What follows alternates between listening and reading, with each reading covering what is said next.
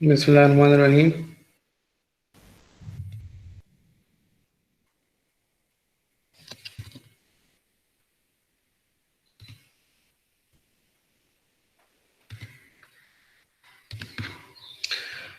अच्छा जी, going towards today's lecture, we'll be studying the remaining three theories of ethical theories. So, starting with utilitarianism. अच्छा, इससे पहले हमने जो स्टडी की थी थ्योरीज, एक थी राइट एथिक्स और दूसरी थी ड्यूटी एथिक्स। राइट एथिक्स तो बेसिकली हकूक की बेस पे, जो हक होता है उसकी बेस पे जब हम बात करते हैं, जब हम मोरलिटी को डिफाइन करते हैं तो उसको राइट एथिक्स कहते हैं। ड्यूटी एथिक्स में जब हम अपनी जिम्मेदारियों की बेस पे जो है मोरलिटी डिफाइन करते हैं तो उसको कहते हैं जी ड्यूटी एथिक्स। अच्छा, right ethics and duty ethics agree that some types of actions, for example, being fair and truthful, are obligatory for reason independent of their consequences. तो भाई राइट और जो ड्यूटी एथिक्स है वो जो being fair, just and truthful जो है वो ऑब्लिगेटरी मानती हैं, ठीक है, इंडिपेंडेंट के वेदर उसके consequences हमारे जो हक में बुरे होंगे कि नहीं। मतलब फॉर एग्जांपल, जिस तरह मैंने पिछली क्लास में जो है एग्जांपल दी थी कि एक बंदा जा रहा है और उसके पीछे एक दूसरा बदमाश सा बंदा है, भाग के आ रहा है, हाथ में उसके कोई हथियार वगैरह। वो पूछता है कि जी वो पहला बंदा किधर गया, तुमने उसको देखा वो किस तरफ भाग गया। अगर आप उसको ठीक रास्ता बता रहे, ठीक है, आप ट्रुथफुल हो रहे हैं, आपकी ड्यूटी ये है कि आप ट्रुथफुल होंगे, तो कि भाई वो इस रास्ते से गए, तो भाई ये बंदा जाके, बदमाश जाके उसको जख्मी कर सकता है, उसको नुकसान पहुंचा सकता है। तो ये ड्यूटी जो एथिक्स है उसमें जो है हमारे मोरलिटी के मुवाफिक फिर उसकी जो है जो कंसिक्वेंसेस होंगे वो नहीं आएंगे। तो instead of right ethics and duty ethics हमारे पास एक दूसरी एथिकल थ्योरी है जिसको यूटिलिटेरियनिज्म कहते हैं। In contrast, utilitarianism says that the sole standard of right action is good consequences. तो भाई ये थ्योरी जो है वो कहती है कि आपके पास अच्छा या राइट एक्शन वो होता है जिसके नताइज अच्छे आए, जिसके कॉन्सिक्वेंसेस जो हैं वो अच्छे साबित हों। तो ऐसे जो है मॉरल स्टैंडर्ड को हम एक सोल स्टैंडर्ड के मुताबिक इसको हम अडॉप्ट कर सकते हैं, इसके ऊपर हम मॉरलिटी को बेस कर सकते हैं। There is only one general moral requirement, produce the most good. ठीक है, एक ही रिक्वायरमेंट है, क्या कहता है, produce the most good for most people, ज्यादा giving equal consideration to everyone affected. तो ज्यादा से ज्यादा लोगों को ज्यादा से ज्यादा क्या करना, अच्छा ही प्रोवाइड करना, ठीक है, उनकी भलाई के लिए काम करना। तो इसको ये कहते हैं जी, ये थ्योरी के बेस पे उसको मोरलिटी कहते हैं कि और ये कोशिश करना कि कम से कम लोगों का उस पे नेगेटिव या बुरा असर पड़े। आप कोई काम कर रहे हैं, लेट्स से आप कोई भी काम कर रहे हैं, कोई टास्क है, फॉर एग्जांपल मैं कहता हूँ जी रमजान में हम क्या कर सकते हैं, यूटिलिटरिज्म का काम, हम अफ्तारी दस्तरखान लगा सकते हैं जिसमें हम ज़्यादा से ज़्यादा लोगों को अच्छे से अच्छा खाना प्रोवाइड करेंगे फ्री में, ताकि क्या है, लोगों को ज़्यादा फ़ायदा पहुंचे। उसकी नतीजे ये होंगे कि ज़्यादा से ज़्यादा लोग, गरीब लोग जो हैं उनको खाना पहुंचेगा और वो वक्त पे खाना खा सकेंगे। तो ये बेसिकली क्या है, ये यूटिलिटरिज्म के जो है जमरे में आता है। The word utility is sometimes used to refer to good consequences and other times to balance of good or bad consequences. तो यूटिलिटी जो यहाँ पे इस थ्योरी में ये कहते हैं कि या तो आपके पास अच्छे कॉन्सिक्वेंसेज, अच्छे नताइज होने चाहिए, ठीक है, और या other times to balance the good or bad consequences. Let's say एक स्टूडेंट है, वो चीटिंग कर रहा है पेपर में, ठीक है, और इंस्ट्रक्टर जाता है, एक जो एग्जामिनर है उसको खबरदार करता है कि जी चीटिंग ना करो। तो उसका जो नतीजा निकलता है वो ये है कि जो नियर फ्यूचर में वो इस सब्जेक्ट में शायद फेल हो जाए। लेकिन अब लेट से फेल हो गया है और उसने अगली दफा के लिए मेहनत की है और ज्यादा काम किया और उस सब्जेक्ट को उसने कवर कर दिया, उसमें उसने अच्छा ग्रेड ले लिया है, ठीक है, तो चीटिंग करके शायद वो उसका बी ग्रेड आता, सी ग्रेड आता, लेकिन उसने खुद मेहनत की, इसका ए ग्रेड आ गया। तो ये क्या है, बैलेंस आउट हो गए गुड कॉन्सिक्वेंसेज और बैड कॉन्सिक्वेंसेज। एक बैड कॉन्सिक्वेंसेज ये था कि उसका टाइम ज़ाया हुआ है, उसको क्या है, ज़्यादा मेहनत करनी पड़ी है, उस पर ज़्यादा मेंटल बोझ पड़ा है। लेकिन गुड कॉन्सिक्वेंसेज ये है कि उसने जो है वो सब्जेक्ट अच्छी तरीके से लर्न कर लिया। अच्छा जी, कोई क्वेश्चन है यहाँ तक? No, sir. At first glance, the utilitarian standard seems simple and plausible. बड़ा सिंपल सा है, ठीक है, सिंपल सा लगता है। Surely morality involves producing good consequences. मतलब इखलाकियात ही कहते हैं कि हम जो है अच्छे से अच्छे आपके नताइज आए, ठीक है, अच्छे से अच्छे, ठीक है। तो especially in engineering, utilitarianism also seems straightforward to interpret the central principle in most engineering codes. तो हमारा इंजीनियरिंग कोड है, engineers should hold amount the safety and health and welfare of all the general public in the performance of their professional duties. ये हमारा जो है जो मोटो है या हमारा जो कोड ऑफ एथिक्स है इंजीनियर्स का, तो उसके मुताबिक ये यूटिलिटेरियनिज्म जो है बिल्कुल उसके मुवाफिक आ रहा है, ठीक है। और इसमें कोई स्ट्रेट फॉरवर्ड हमें लग रहा है, इसमें कोई इशू नहीं आ रहा। जिस तरह हम ड्यूटी एथिक्स में और राइट एथिक्स में हमें एक मसला आता था, तो यहाँ पे मुझे हमें फिलहाल कुछ इशू नजर नहीं आ रहा। Yet, what exactly is the good to be maximized and what is the standard for measuring good consequences? लेकिन अच्छा जो हम बात कर रहे हैं बार बार के दूसरों के लिए अच्छा सोचो, अच्छा उसके अच्छे नताए जाएं, तो उसका कुछ पैमाना है कितना अच्छा। अब ये भी है कि मैं मेरे पास लेट से मैं पास जेब में 1 लाख रुपए हैं, फकीर आया, मैंने फकीर को मैक्सिमाइज करने के लिए 1 लाख रुपए दे दिए, ठीक है, ये तो मैंने उसके लिए अच्छे नताइज लेके आया हूँ, लेकिन अपने लिए मैंने क्या किया, बुरा ही किया ना। तो मैं उसको कितने पैसे दूं कि वो मॉरलिटी की दायरे में भी रहे और ये इस थ्योरी जो है, ये थ्योरी उसको डिफाइन कर सकती कि नहीं कर सकती, ये चीज है। Specifically what is intrinsic good, इसमें हम अब देखेंगे बुक में भी कि आपके पास यूटिलिटेरिज्म में इंट्रिंसिक गुड की बार बार जो है बात हुई हुई है। तो अब ये क्या होता है, इंट्रिंसिक, जिस तरह हमारे पास इंट्रिंसिक और एक्सट्रिंसिक प्रॉपर्टीज थी, तो ये गुड या जो अच्छा होता है वो भी इंट्रिंसिक और एक्सट्रिंसिक होता है। एक खाना है, ठीक है, या आपके पास एक को कहते हैं इंट्रिंसिक मोस्टली, दूसरे को इंस्ट्रूमेंटल गुड कहते हैं। इंट्रिंसिक क्या होता है, that is good considered just by itself. All other things are instrumental goods in that they provide means instrument for gaining intrinsic goods. आपके पास इंट्रिंसिक गुड या अच्छे जो असल में जो अच्छा होता है, एक मैं आपको मिसाल देता हूँ।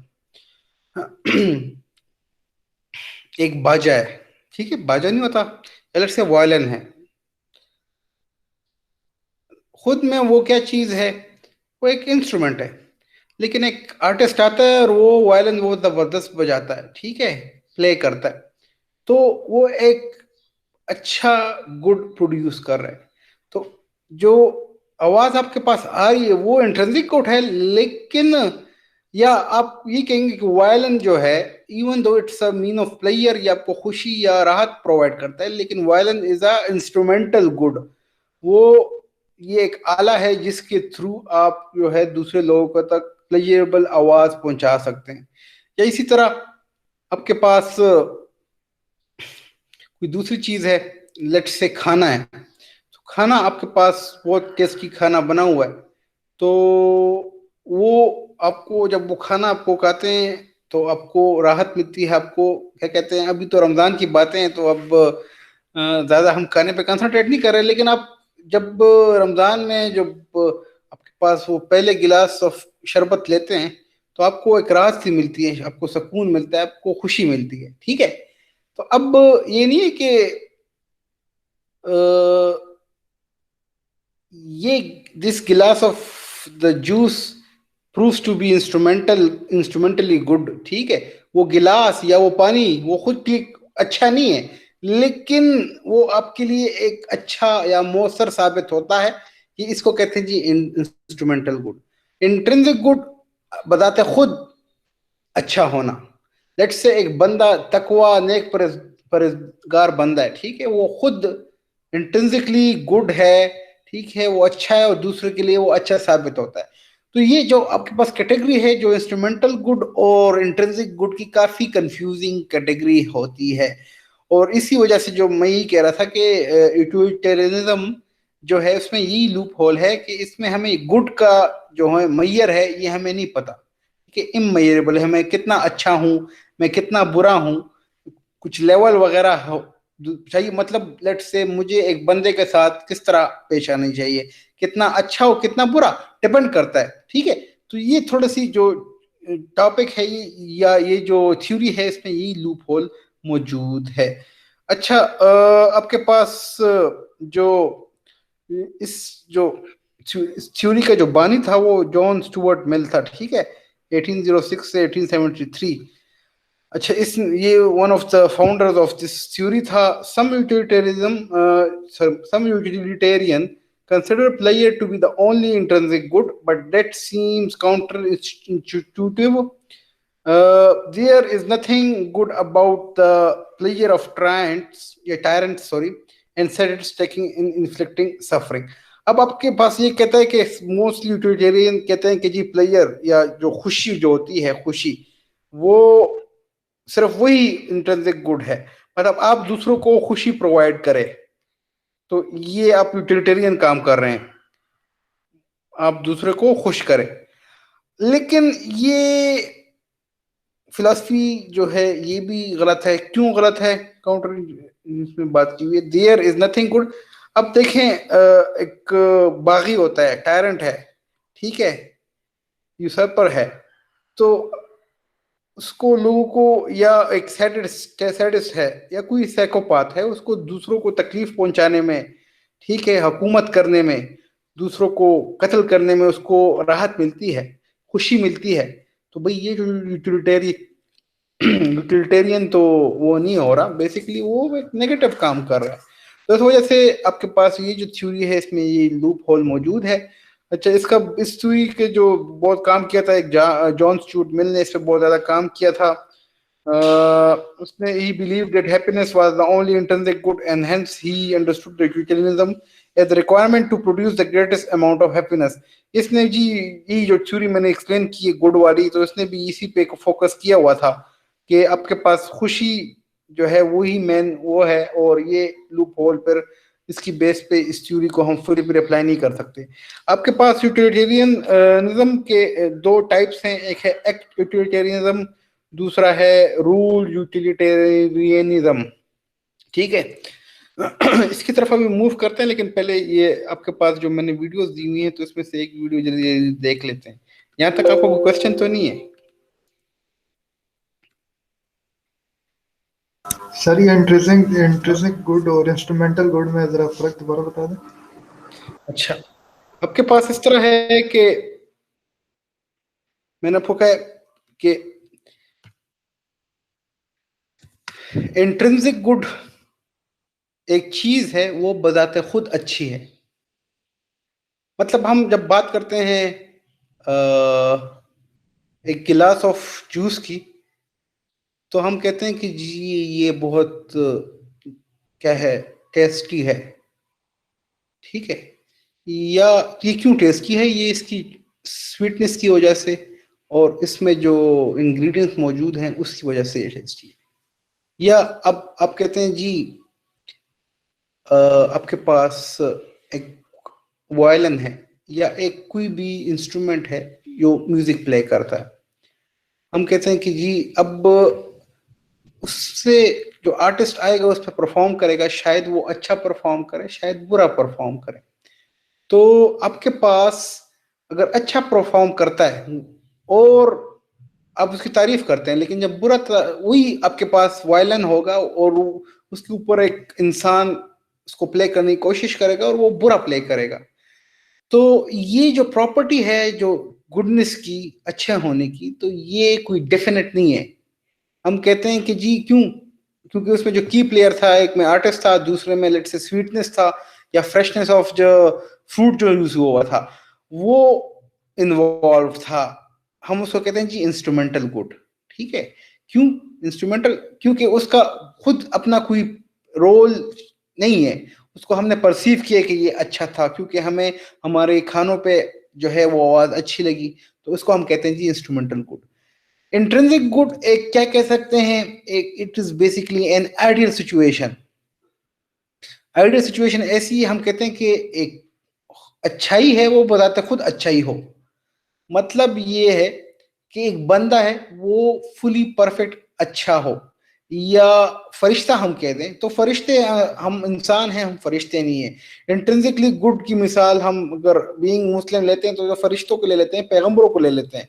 ठीक है, क्योंकि उनका जो है कोई गर्ज वगैरह उसमें शामिल नहीं होती, वो बताते खुद एक अच्छाई का पूरा मुजस्मा होते हैं। तो ये इंट्रिंसिक गुड और इंस्ट्रूमेंटल गुड में ये फर्क है। Okay sir, okay. Intrinsic good ideal situation होती है, इस वजह से ये कहते हैं यूटिलिटरिज्म जो है वो वायबल नहीं है। इसमें यही लूप होल है कि जो आप गुड की बात कर रहे हैं या प्लेजर की बात कर रहे हैं कि दूसरों को खुशी प्रोवाइड करो, तो ये आइडियलिस्टिक नहीं है, ये आइडियलिस्टिक है बेसिकली। ठीक है, ये रियलिस्टिक अप्रोच नहीं है। अच्छा, तो ओके सर। अब आते हैं जो है इस वीडियो की तरफ। इसमें यही जो आपके पास कॉन्सेप्ट है ये दोबारा एक्सप्लेन हुआ होगा। Hi, this is Dr. Gloria Frost of St. Thomas. In this lecture, I'm going to give you a brief overview of utilitarianism, which is one of the major ethical theories in philosophy. I'm going to be focusing on the views of one of the most important utilitarian philosophers, John Stuart Mill. Mill was one of the most influential English-speaking philosophers of the 19th century, and his theory of ethics is still widely studied today. Mill's utilitarianism is a straightforward and simple theory with two main elements. Utilitarianism is a theory both about what is of ultimate value or importance in life, and it provides criteria for judging whether any action is morally right or morally wrong. According to Mill, happiness or pleasure is that which is of highest importance in life. Pleasure is what makes our lives valuable. Mill believed that the reason why we choose anything is either because it is pleasurable in itself or because it will lead to pleasure at some future time.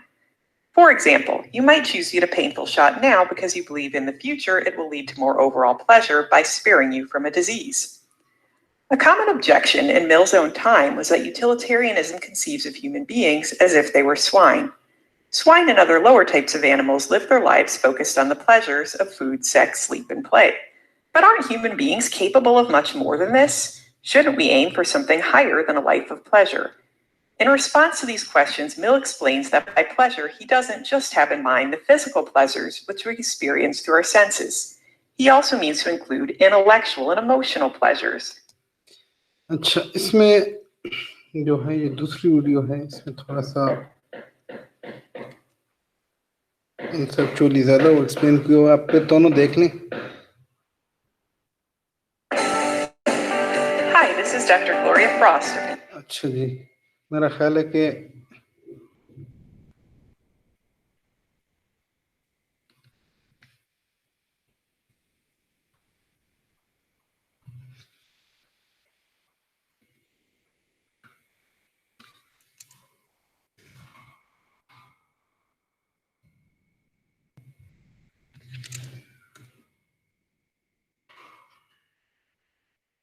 मैंने दोनों एक ही। Hi, this is Dr. Gloria Frost of the University of St. Thomas. In this lecture, I'm going to give you a brief overview of utilitarianism, which is one of the major ethical theories. अच्छा, मैंने इस पे click किया था लेकिन clear वो हो गई थी। Utilitarianism. Utilitarianism is an ethical theory that determines right from wrong by focusing on outcomes. It is a form of consequentialism. Utilitarianism holds that the most ethical choice is the one that will produce the greatest good for the greatest number. It is the only moral framework that can be used to justify military force or war. It is also the most common approach to moral reasoning used in business because of the way in which it accounts for costs and benefits.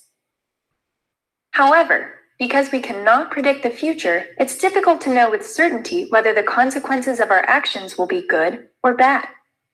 This is one of the limitations of utilitarianism. Utilitarianism also has trouble accounting for values such as justice and individual rights. For example, assume a hospital has 4 people whose lives depend upon receiving organ transplants: a heart, lungs, a kidney, and a liver.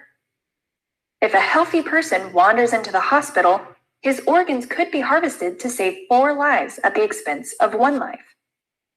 This would arguably produce the greatest good for the greatest number, but few would consider it an acceptable course of action, let alone the most ethical one. So, although utilitarianism is arguably the most reason-based approach to determining right and wrong, it has obvious limitations.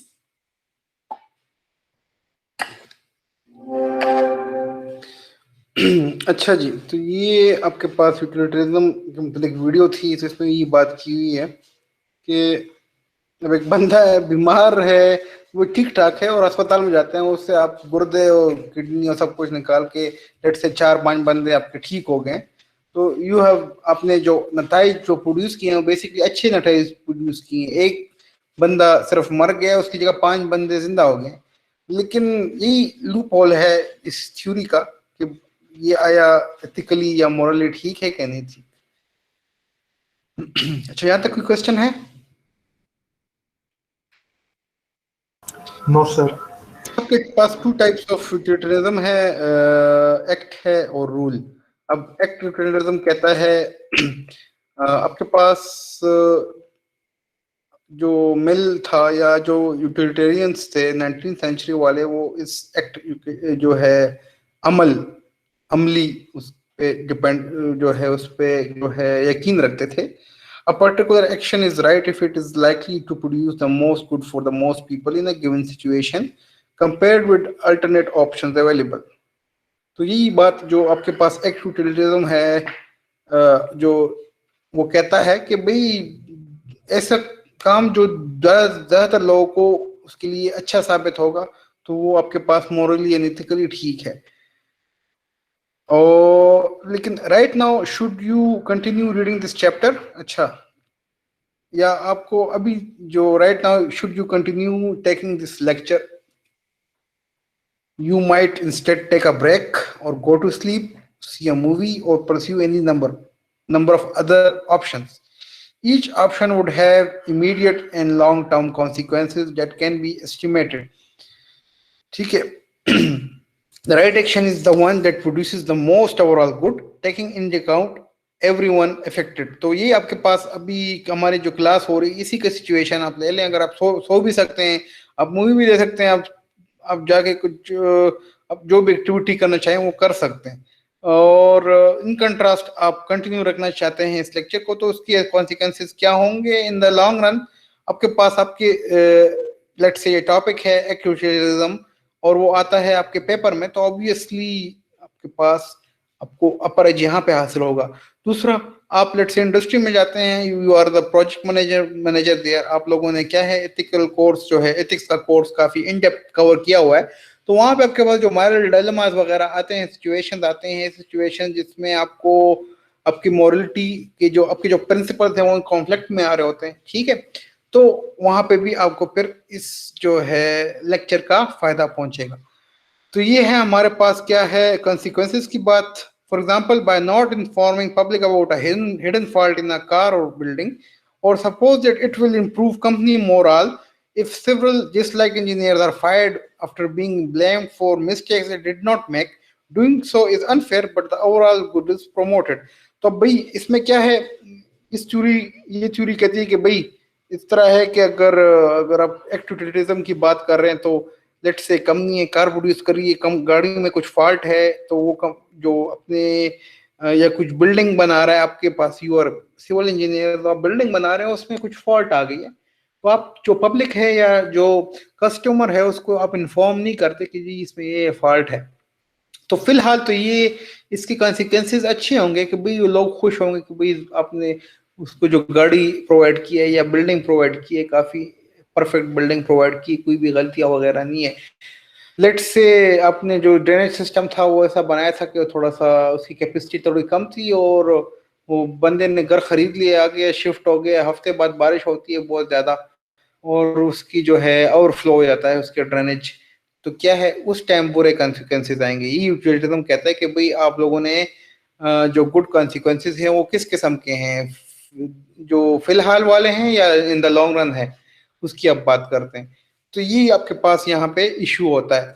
Rule यूटिलिटरिज्म कहता है such difficulties may lead many, perhaps most utilitarian to shift to an alternative version of utilitarianism that says we should maximize the good through following rules that maximize good consequences। तो भाई ये कहते हैं कि जी हमें जो जनरल रूल्स हैं, जो हमारे पास जो जो दुनियावी असूल हैं, हमें उनको फॉलो करना चाहिए to to get good consequences. For example आपके पास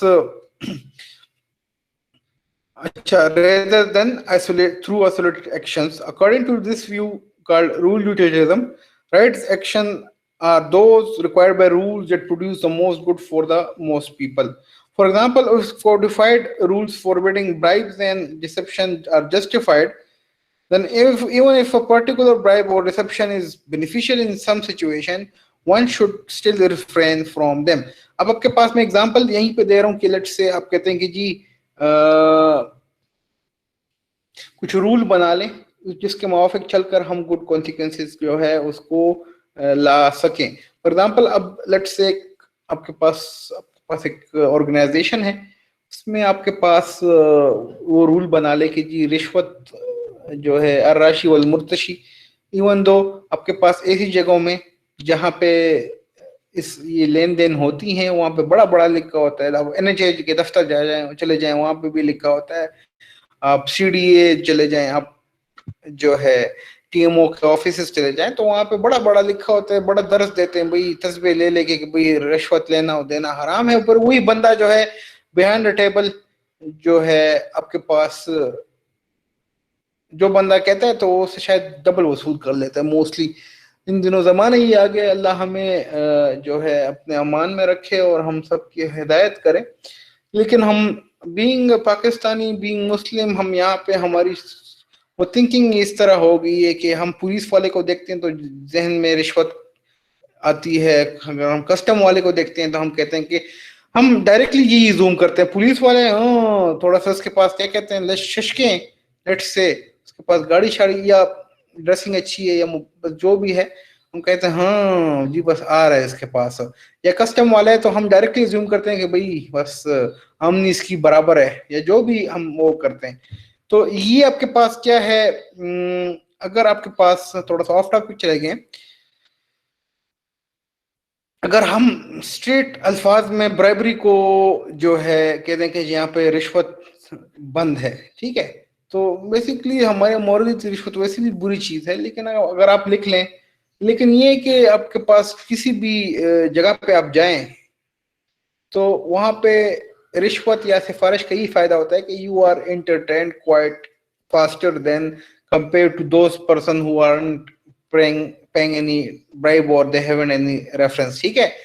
तो अपर एज तो उन बंदों को जो है वो होगा, लेकिन इसके लॉन्ग टर्म में यही आपके पास फायदा आएगा कि माशरे से ये नासूर जो है वो स्लोली एंड ग्रेजुअली खत्म हो जाएगा। तो ये है रूल यूटिलिटेरियनिज्म, ठीक है जी।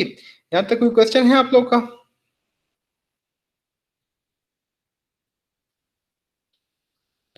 अच्छा जी, विर्च्यू एथिक्स, विर्च्यू किसको कहते हैं? खूबी को। तो खूबियां, character is the pattern of virtues, morally desirable features and vice is morally undesirable feature in persons। तो आपके जो इंसान की शख्सियत होती है बेसिकली ये किस चीज का मजमुआ होता है? ये इसकी खूबियों और खामियों का। खूबियां कई चीज होती हैं, ऐसी चीजें, ऐसी मोरली डिजायरेबल फीचर्स होते हैं, ठीक है। लेट्स से दयानत, दयानतदारी, खुददारी, बहादुरी, ये सारे क्या हैं? खूबियां हैं। अब Morli undesirable feature, let's say बददियानत, let's say झूठा, बदखयानत, एंड सो ऑन। तो करेक्टर क्या होता है? आपके पास शख्सियत में दो चीजें होती हैं, virtues and vices. The word for specific virtues both in engineering and everyday life are, मतलब मैंने तो आपको बहादुरी बहादुरी बोल दिए, लेकिन कुछ ये है आपके पास जो आपके प्रोफेशनल लाइफ में और इंजीनियरिंग लाइफ में बोथ में आपके पास जो खूबियां आपके पास जरूरत पड़ती हैं, कॉम्पिटेंस, ठीक है, मुकाबला करना, ऑनेस्टी, दयानतदारी, बहादुरी, बीइंग, अदल करना, खुददार होना, लॉयल्टी, लॉयल होना, ह्यूमिलिटी, लोग का खातिर करना, हर बंदे को मतलब गुस्से से पेश ना आना, ठीक है, दूसरों की क्या कहते हैं, राय को थोड़ा नजरगुजार करना, बिल्कुल डायरेक्ट उनको रिजेक्ट ना करना। Word for specific vices are also familiar, incompetence, dishonesty, cowardice, unfairness, disloyalty, arrogance, मगरूर, ठीक है। ह्यूमिलिटी मतलब एरोगेंस जो है एक किस्म का मगरूर होना, ठीक है, और ह्यूमिलिटी खाकसार होना।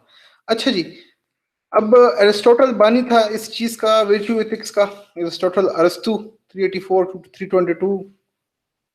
भाई इसमें मुझसे गलती हुई है या मैंने तो कॉपी बुक से ही किया था? तो 380 ये तो उसने मरने को जो है पहले किया हुआ है और जिंदा होने को बाद में लिखा हुआ है, देखेंगे हम। एक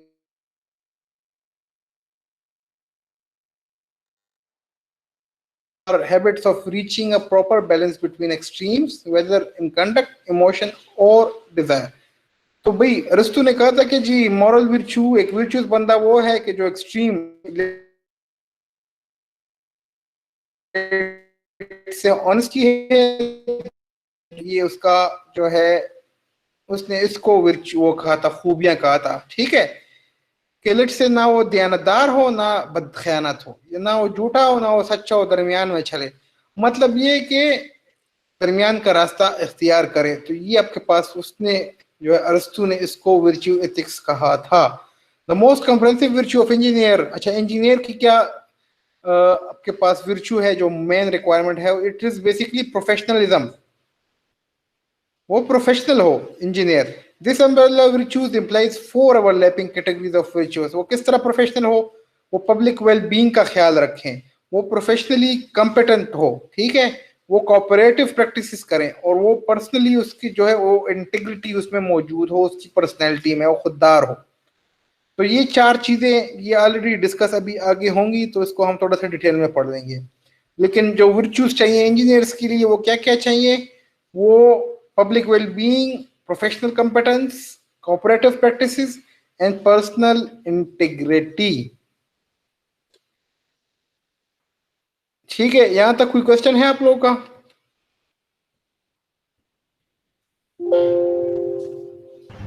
नो सर।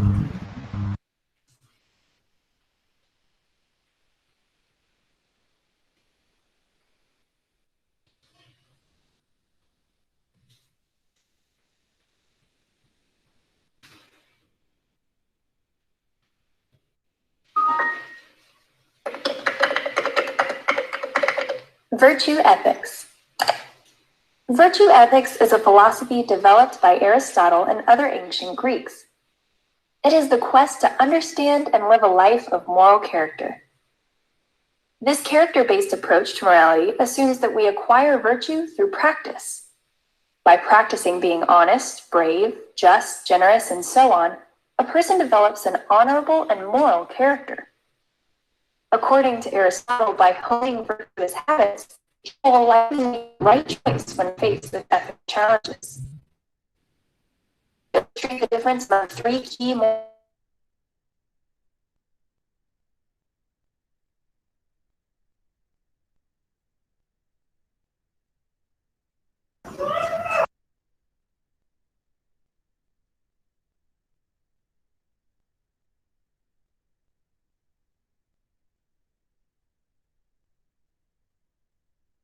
सर आवाज नहीं आ रहा है। हेलो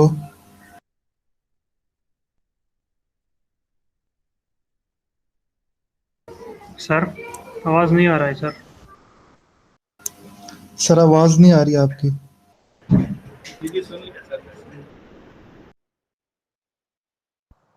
वेट करें थोड़ा सा।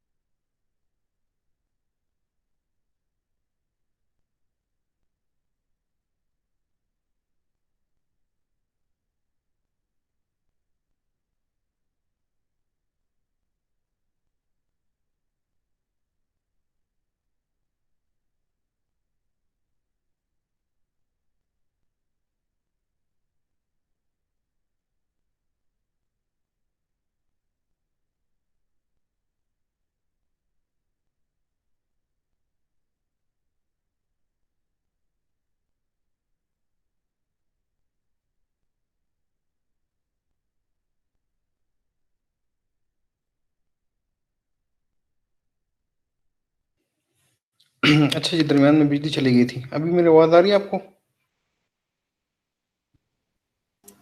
Yes yes sir. सर। बल्कि बिजली गई हुई है, मैं अभी 3G से कनेक्ट हो गया हूँ। अच्छा जी, तो इस वीडियो को कंटिन्यू करते हैं। Philosophies, ethicists Mark White and Robert Arp refer to the film The Dark Knight, सर where स्क्रीन शेयर Batman कर has दे the सर। opportunity to kill. अच्छा जी, सॉरी सॉरी।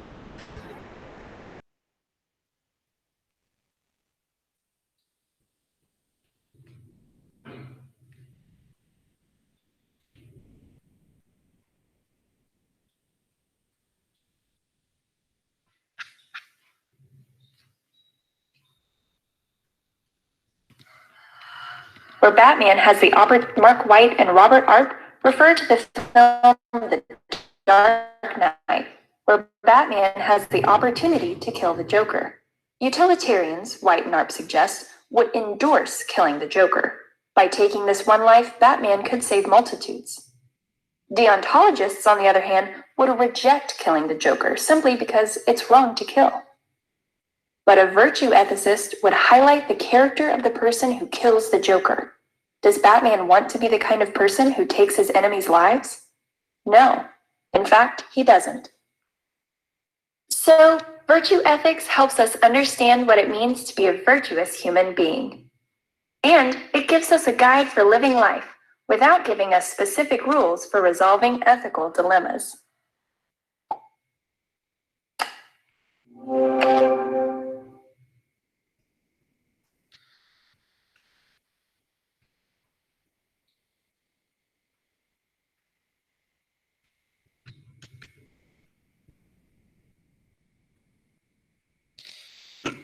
ठीक है, ये वर्चुअल एथिक्स का मतलब एक वीडियो थी इंफॉर्मेटिव। आगे की तरफ मूव करते हैं। पब्लिक स्पिरिचुअल वर्चूज, पब्लिक की है कि हम जो वर्चूज हैं, जो खूबियां हैं, अगर पब्लिक का हम ख्याल रखें, basically when they are focused on the good of clients, ठीक है, clients और and wider public, तो ये खूबी जो है, ये रिक्वायरमेंट है किस चीज के लिए? एक इंजीनियर के लिए। the minimum virtue is non maleficence। Non maleficence मतलब दूसरों का बुरा ना चाहना, ठीक है। ये हमारे पास क्राइटेरिया है एक मिनिमम वर्च्यू के, हम कम से कम दूसरों का बुरा ना चाहें, ठीक है। एक इंजीनियर है, एक प्रोफेशनल है, तो अच्छा नहीं चाह रहा तो ठीक है रे, लेकिन बुरा ना चाहे। That is the tendency not to harm others intentionally, ठीक है, इंटेंशनली दूसरे को तकलीफ ना दे। As Hippocrates reportedly said in connection with medicine, above all, do no harm. तो हिपोक्रेट्स जो था वो तबीब था बेसिकली, तो उसने एक क्या किया था, उसका एक प्रिंसिपल था जो उसने बताया था कि कम से कम दूसरों को नुकसान तो ना पहुंचे, फायदा नहीं पहुंचा रहा दवाई, एक दवाई है तब जब फायदा नहीं पहुंचा रही तो कम से कम नुकसान भी ना पहुंचाए, ठीक है। तो engineering code of professional conduct also call for beneficence. Beneficence is basically an opposite word of maleficence, दूसरों का अच्छा छाना, ठीक है, which is preventing or removing harm to others and more positively promoting the public safety, health and welfare, ठीक है। तो एक तो पब्लिक स्पिरिटेड वर्च्यूज आ गए, फिर प्रोफिशिएंसी वर्च्यू है कि जो बंदा है, जो इंजीनियर है या जो भी प्रोफेशनल है, वो अपने काम में माहिर हो, ही should B hard working and he should be proficient enough to do his work proficiently and efficiently, ठीक है। तो ये आपके पास सेकंड जो है विर्चू है एक प्रोफेशनल इंजीनियर का। उसके बाद आपके पास इस प्रोफेशनसी में पे और भी इसकी वो आ सकती हैं, डिलीजेंसी भी आ सकती है, ठीक है। और ही शुड बी डिलीजेंट मतलब ये है कि he should be alert to danger and careful attention to detail in performing task. कोई काम वगैरह हो उसके पास जो छठी हिस्स मौजूद हो, ठीक हो। तो ये चीजें जो है आती हैं प्रोफिशिएंसी वर्च्यूज में। इसी तरह पे टीम वर्क वर्च्यूज, ऐसे वो एक जो बंदा है वो टीम में परफॉर्म कर सके, टीम को लीड कर सके या टीम में एक अच्छा परफॉर्म कर सके, क्योंकि आपके पास जीत हमारे पास जो सिचुएशन होती है मोस्टली उसमें इंडिविजुअल एक बंदा नहीं होता, उसमें काफी बंदे होते हैं, काफी एक टीम होती है। तो अब जो प्रोफेशनल इंजीनियर है या प्रोफेशनल है तो वो क्या है, पूरी टीम को साथ लेके चलेगा और कामयाबी की तरफ कोशिश करेगा। फिर है सेल्फ गवर्नेंस वर्च्यूज, ये क्या है, those necessary in exercising moral responsibility, ठीक है। सेल्फ गवर्नेंस खुद को अपने खुद की देखभाल करना, अपने आप को कंट्रोल करना, तो ये आपके पास एक मॉरल रिस्पॉन्सिबिलिटी है। सम of them center on moral understanding and perception, for example self understanding and good moral judgment, what Aristotle calls practical wisdom. Other self-governing virtues center on commitment and on putting understanding into action, for example courage, self-discipline, discipline, perseverance। Perseverance तो इसको कहते हैं हठधर्मी, तो इसके लिए एक किस्म का नेगेटिव वर्ड है, लेकिन कंसिस्टेंट आप कहते हैं, कंसिस्टेंट, ठीक है। अपने जो टारगेट है, अपनी मंजिल से इधर उधर नहीं होना, भटकना नहीं है, रास्ता सीधा उसकी उसमें जाना, ठीक है। कंसिस्टेंट रहना, कॉन्शियस। अब ये वर्ड जो है इसको प्रोनाउंस करना भी इस टाइम जो है मेरे लिए पॉसिबल नहीं हो रहा, लेकिन जमीर होना चाहिए, बाजमीर इसकी जो है, फिडेलिटी टू कमिटमेंट्स। कमिटमेंट्स जो है, आप जो भी वादा कर रहे हैं, जो भी आप कहते हैं कि जी मैं वो करूं, हल्फ ले रहे हैं, तो उसको निभाना, सेल्फ रिस्पेक्ट होना, इंटीग्रिटी, खुद मुख्तारी होना, ठीक है। यहाँ तक कोई क्वेश्चन है आपका?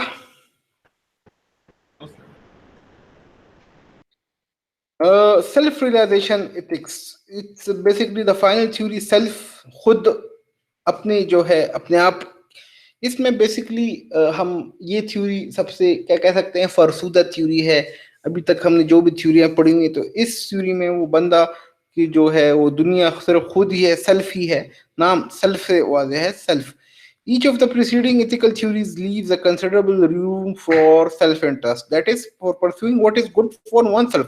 मेरे लिए क्या चीज ठीक है, मेरे लिए क्या चीज अच्छी साबित हो सकती है, उसके कॉन्सिक्वेंसेस अच्छे साबित हो सकते हैं। तो ऐसे थ्योरीज को हम कहते हैं कि self realization theory. Self realization theory however gives greater prominence to self interest and to personal commitments। वो अपनी जो मफादात और अपनी जो जिम्मेदारियां हैं उसको निभाने में सेल्फ रियलाइजेशन एथिक्स काफी अच्छा किरदार अदा करता है। The community-oriented version of self-realization ethics says that each individual ought to pursue self-realization, but it emphasizes the importance of caring relationships and communities in understanding self-realization। तो भाई ये कहता है कम्युनिटी वर्जन जो है वो कहता है कि जी इंसान को अपनी गर्ज, अपनी खुद गर्जी तो करनी चाहिए, लेकिन थोड़ा बहुत ये है कि कम्युनिटी को भी, और उसकी आपके पास लेट से कम्युनिटी क्या है, आपका खानदान है, थोड़ा बहुत उसको भी जहन में रखना चाहिए। लेकिन मेन जो उसका वो दारो मदार है, मेन सेंटर है, वो सेल्फ खुद ही है। तो थोड़ा सा क्या कहते हैं, ये सेल्फिश थ्योरी है, सेल्फिश एथिकल थ्योरी। अच्छा, इसमें जो है बेसिकली जो है इथिकल ईगोइज्म, ये सेल्फ रियलाइजेशन थ्योरी का जो है एक्सपेक्ट है, ठीक है। जो भी आपके पास सेल्फ रियलाइजेशन एथिक्स को यूज करना चाहता है तो उसमें बेसिकली इथिकल ईगोइज्म होती है। अब ये क्या चीज है, इसको हम अब पढ़ेंगे। Ethical egoism is a more individualistic version of self-realization ethics that says each of us ought always and only ought to promote our self-interest, ठीक है। तो उसमें भाई सिर्फ अपने इंटरेस्ट को, सेल्फ इंटरेस्ट पे फोकस रखना चाहिए, बाकी इधर उधर को की नहीं हांगनी चाहिए। ये थ्योरी इथिकल इगोइज्म यही कहता है। The theory is ethical in that it is a theory about morality and it is egoistic because it says the sole duty of each of us is to maximize our well-being। हम अपने wellbeing को maximise करें, ठीक है। अपनी wellbeing को इस तरह मैक्सिमाइज करें, लेट्स से मैं अच्छा होऊंगा, मैं अमीर होऊंगा तो मेरी फैमिली भी अमीर होगी, मेरा खानदान भी अमीर होगा, ठीक है। तो ये एक सेल्फ या इथिकल इगोइज्म की मैं बात कर रहा हूं, ठीक है। तो ये आपके पास क्या है, मेन आपके पास थोड़ी सी सेल्फिश थ्योरी है ये कि हम इसमें अपना पहले सोचते हैं, बाद में दूसरों की बारी आती है। Self interest is understood as long term and enlightened well being. Self interest में इसमें ये है कि उसमें हम लॉन्ग टर्म का सोचते हैं, ठीक है, अपने जहन को खुला करके, rather than narrow short sighted pursuit of immediate pleasure that leaves us frustrated or damaged in the long run। तो हम इसमें जो सेल्फ इंटरेस्ट की बात करते हैं, ये जो कॉन्सिक्वेंसेस हैं वो हम लॉन्ग टर्म पे फोकस करते हैं, शॉर्ट टर्म पे नहीं करते। क्योंकि शॉर्ट टर्म में तो बस वो बात, लेट्स से मैं अमीर, मतलब ये आपके पास एग्जांपल है। ये जो आपके पास सेल्फ रियलाइजेशन एथिक्स है, बेसिकली इट्स ये आपके पास जो हिंदू कल्चर है तो उनका जो रिलीजन है उसमें सेल्फ रियलाइजेशन एथिक्स का काफी अमल दखल है।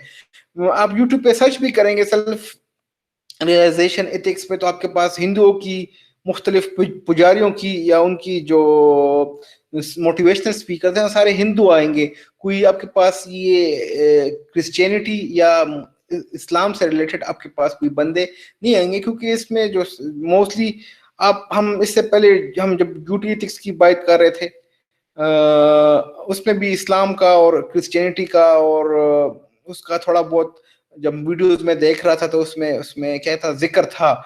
लेकिन जो आपके पास सेल्फ रियलाइजेशन थ्योरी थी और ये जो इथिकल इगोइज्म था, तो इससे रिलेटेड जो वीडियोस आ रही थी वो सारी हिंदुइज्म बेस्ड वीडियोस जो है उसमें आ रही थी। तो ये इसका थोड़ा बहुत जो है इस कल्चर के साथ, इस रिलीजन के साथ कॉन्टेक्स्ट कोई ना कोई रिलेशन मौजूद है। अच्छा जी, थस आपके पास क्या है, थॉमस हॉब्स और आयन रैंड, आपके पास दो बंदे थे जो कि recommend a rational concern for one long term interest, nevertheless ethical egoism sound like a endorsement of सेल्फिशम।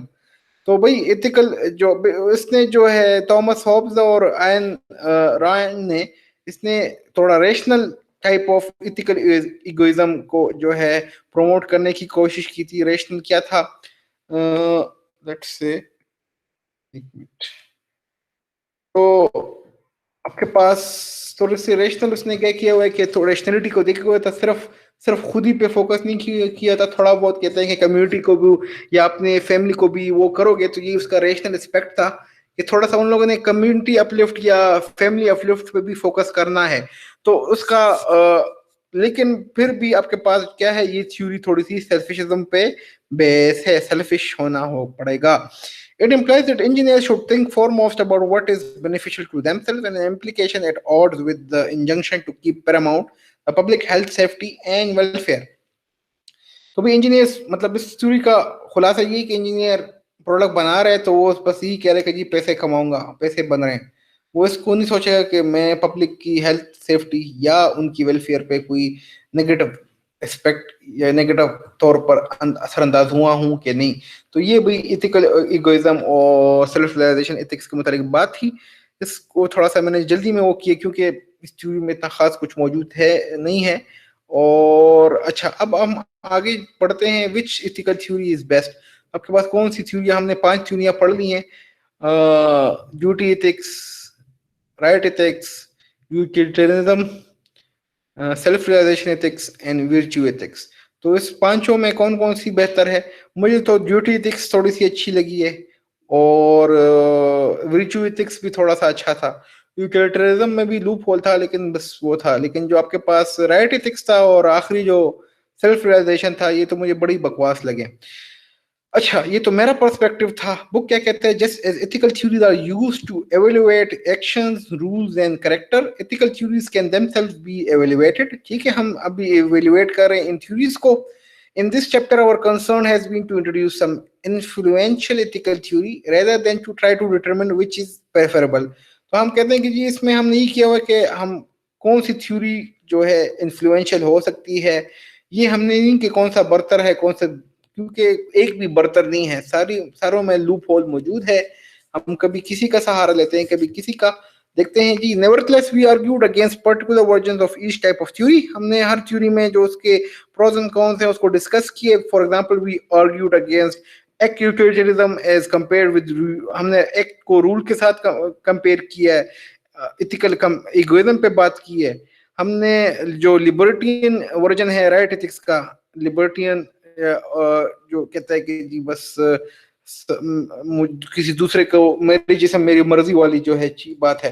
ठीक है, और तो ये क्या है, इसी तरह कुछ हमने जो ड्यूटी एथिक्स है उसमें भी कुछ मसले थे, उस पर भी हमने बात की थी। ठीक है, अब which criteria can be used in assessing ethical theories? The criteria follow from the very definition of what ethical theories are. Ethical theories are attempts to provide clarity, consistency, systematic and comprehensive understanding and helpful practical guidance in moral matters. तो भाई ये क्या है, ये theory क्या है? आपको clarity provide करना, आपको हेल्प प्रोवाइड करना, आपको कंसिस्टेंसी प्रोवाइड करना, एक किस्म का कंप्रेहेंसिव अंडरस्टैंडिंग आपकी बराबर करना कि भाई ये मसला आ रहा है, इसमें मैं क्या करूंगा, मैं क्या क्या कर सकता हूँ। लेट्स से आप बीइंग इंजीनियर, आपके पास इंडस्ट्री में जाते हैं, एक इथिकल इशू आ रहा है, आप पहले सोचेंगे जी स्टार्ट कैसे लेंगे। पहला ड्यूटी एथिक्स में आता है कि नहीं, राइट में आता है, राइट एथिक्स के यूटिलिटरिज्म में इसका कवर होता है, नहीं होता। अच्छा, वर्च्यू एथिक्स में होता है कवर, इसका हल मौजूद है, नहीं है। सेल्फ रियलाइजेशन एथिक्स है, नहीं, यहाँ पे भी नहीं है। बेसिकली कम्बिनेशन है, कम्बिनेशन में कर लेता हूँ, या कोई और थ्योरी है, वो बहुत सी और भी थ्योरियाँ मौजूद हैं। ये जो 5 हमने पढ़ी है, बड़ी बेसिक थ्योरीज हमने पढ़ी हैं। ठीक है, the theories and specific judgments are continually adjusted to each other in back and forth process until we reach an equilibrium. तो आपके पास कोई भी मसला है, कोई भी मॉरल इशू है, कोई भी सिचुएशन है, आप उसमें हर जो ये 5 थ्योरीज हैं इसका आप वो करते हैं, हेल्प लेते हैं। ठीक है, इससे कुछ ना कुछ पॉइंट बताते हैं, कुछ आपकी अपनी जो है रैशनैलिटी है, आपकी अपनी सोच है, उसको लेते हैं और उसकी बेस पे आप वहां पे फिर फैसले करते हैं। ठीक है, ये जो है आज का लेक्चर था यहाँ तक। ठीक है, और अभी क्वेश्चन आंसर सेशन है, तो अगर आपको कोई क्वेश्चन वगैरह है तो आप यहाँ पे पूछें अभी।